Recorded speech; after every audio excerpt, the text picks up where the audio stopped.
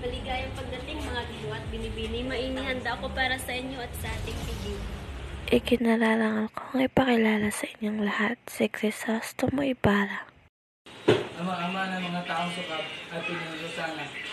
Tuloy ang nalunod sa pag-ibig, ngayon pa lamang. Pinapakilala ko sa inyo ang aking iniibig. Maliklara.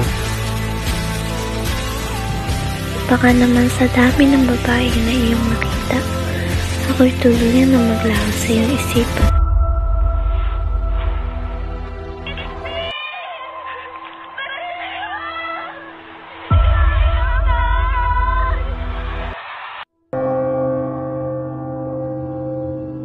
Huwag niyo kong itulad sa inyong mga inyo.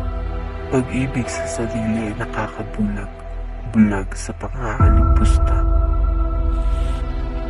Mga abusado, mga manilinglang, at mga mamamatay tao. Sobra ka na.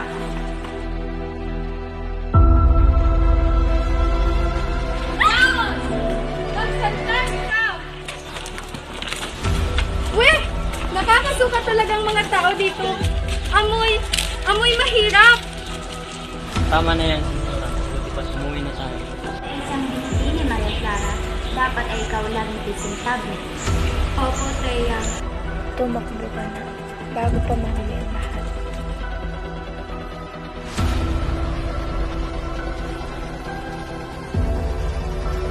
Ayun si Ibarra, abulin nyo. Abulin! Abulin! Bitawan niyo ako, mga anak! Crispin! Basilio! Bitawan niyo ako! Hindi ako palim! Tunay nga ba ang lahat na iyong nasa paligid?